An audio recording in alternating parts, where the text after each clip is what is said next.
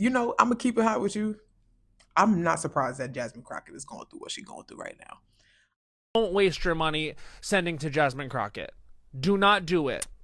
I must agree. I'm not surprised by the hate, by the weird kind of conversation and dialogue that's happening around her. I think that if you've been a black woman in America long enough and you've had enough working opportunities and so on, you're not surprised. You've seen this before. You've been down this road, and this is just how it goes. So let's talk about Jasmine Crockett getting the Kamala Harris 2024 package and why there is this internal rhetoric that is happening that is leaning into the justification of her disqualification, right? Where we are seeing gay white male podcasters, political commentators discuss why voting for her or supporting her is a waste of money. Um, Let me say this. I said this in my little short that I attached to this video is that I am not under the belief or the impression that just because the white gay man has been removed or has been ostracized from white male majority groups that he has shifted his superiority complex. That very much so, he still exists in this space of I am the top or the head honcho, if you will.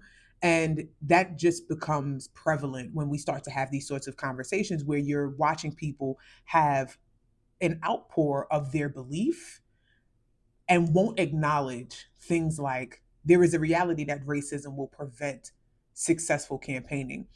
But there is also a reality where if you don't acknowledge racism when it's happening in real time, you cannot deviate or pivot the outcomes based on racial bias. Make sense? So, what I am seeing now, and I don't know if I want to necessarily run through it entirely because I really just want to give my perspective and kind of keep it moving because I don't want to become a political commentating sort of space, but I do want to acknowledge the severity and the difficulties of navigating America as black people and specifically as a black woman. There is a reality again where hyper scrutinization is normal. And I've said it before and I'm going to iterate this point again is that racism is not a cognitive function. It is not a cognitive setup. It is a conditioning mechanism. Racism is a fallacy.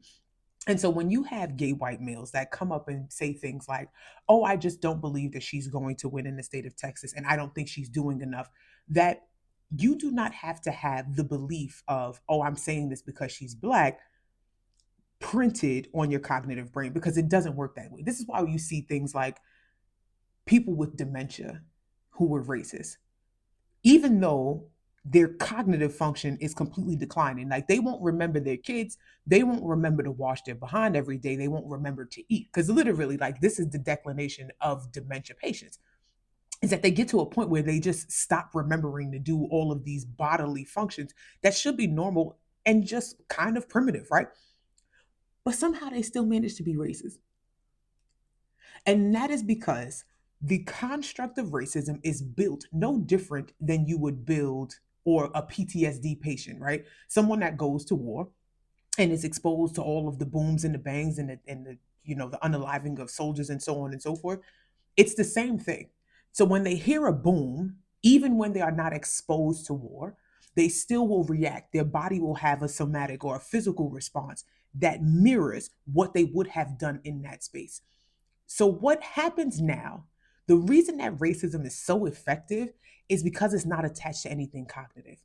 The commentary that is being made that she isn't doing enough is normal in the sense that they always say that black people are lazy. Does that make sense? Right? We're not having a conversation about what she's doing versus what she's not doing. It to have a dialogue as a Democrat where you are suggesting that the person that is known already on a national scale that donating to their campaign is a waste of money. They already tried the APAC thing where they tried to attach her to Israel. They've already tried all of these other things. And when we went out of our way to debunk that, when we said that that's just not true, they're making that up, not different than what they did to Kamala Harris in 2024. They are now saying she is too polarizing. When her butch body commentary went viral, when she speaks up against Trump, and when she was just in the House, she was just enough of a voice to be loud and say what needed to be said. But now that she is opting for that seat in the Senate, it's like, oh, I don't know if that's a good idea because it does not fit what you typically would see in that space. And this is how come you see white gay men supporting that, because underneath their cognitive capacity is their psychological conditioning, where they are looking from a space of, oh no, this is reserved for a certain type of guy.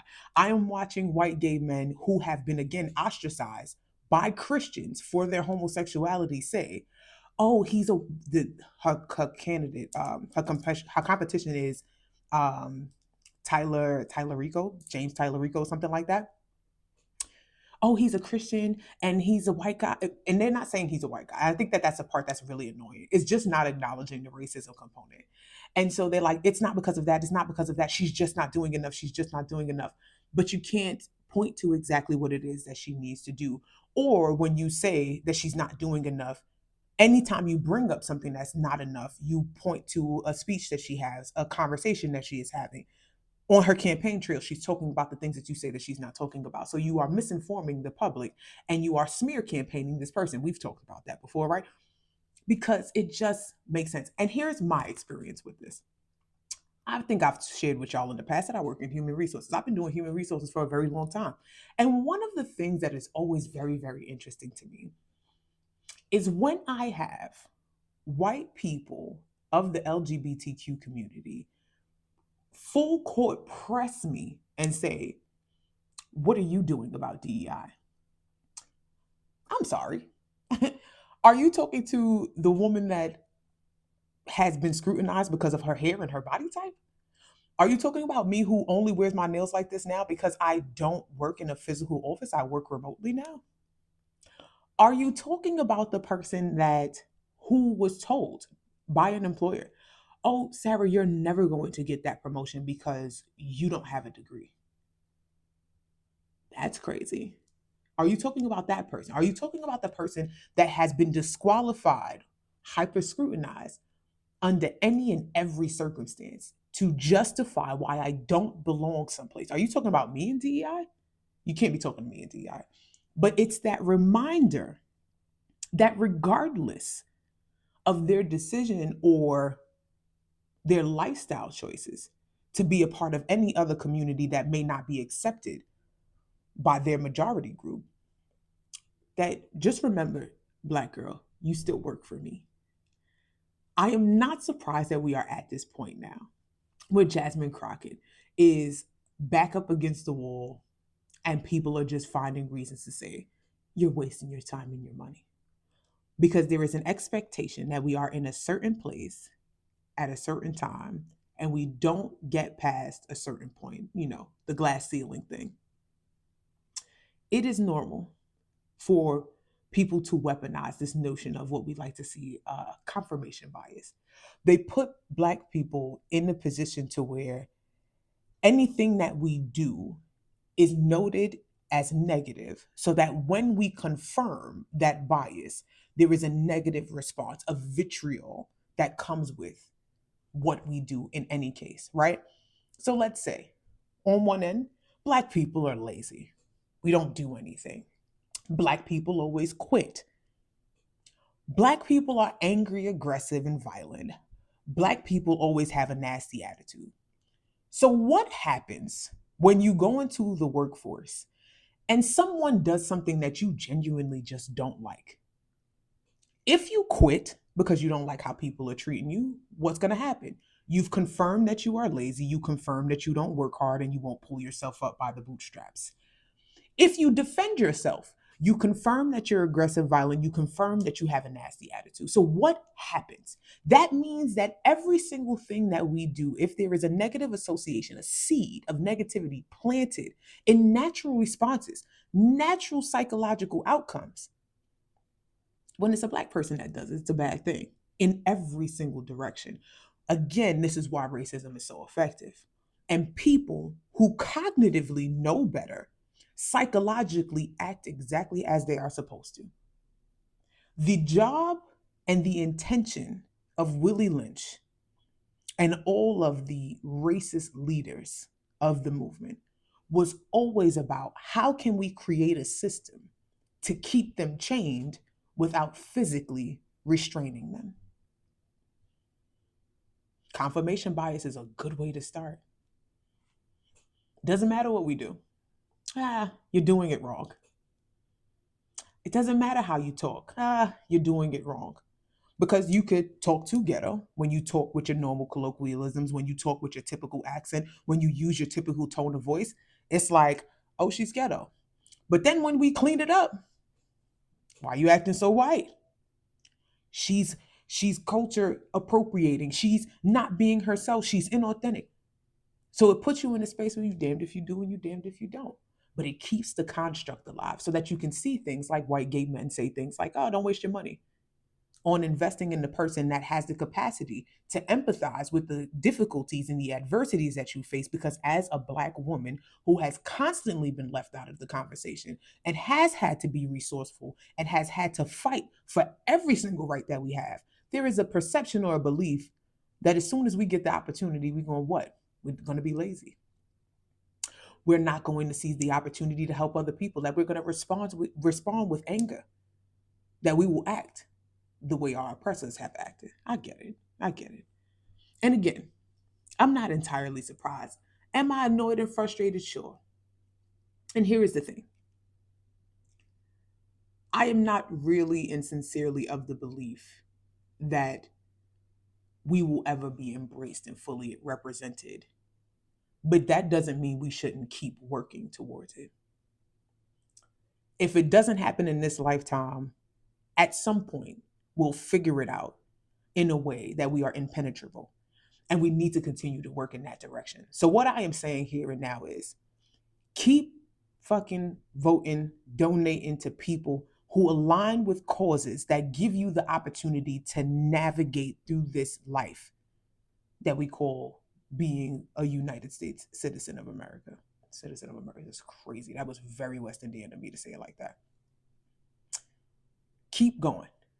You got to get out and you got to vote. You got to get out and do all of the things and understand who and why you are voting for them. Because even if they're not there to represent you, you recognize your enemy. You recognize what it is that they're doing for you. And there's some people that genuinely is not your enemy, but they will give you more nuggets or a clearer pathway for how you can lead a better quality of life.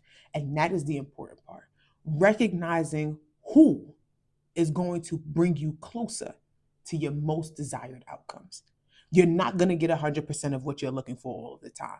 It's not realistic to even expect it. But that doesn't mean you shouldn't do your part.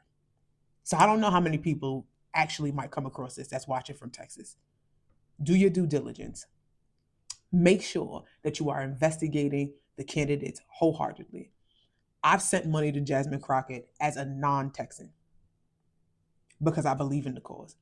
And I'm standing behind people that I feel like with my entire heart will represent more people that need help than the person that just makes people comfortable enough to be themselves as they always existed. When you have individualism as your primary psychological construct in any system, people are going to be out for self. I get it. Find the person that recognizes or has contended with the life and the path that you have walked so that they can at least create systems that you can comprehend and thrive in. Talk to me about what you've been seeing. How you feeling about what's going on? If you were texting and you've donated or you're just not sure, anything like that, if there's any conversation that you want to have, leave it in the comments below. I'm happy to have you here. Thank you so much for watching. Like, share, subscribe, all of the good things. And I hope to see you next time.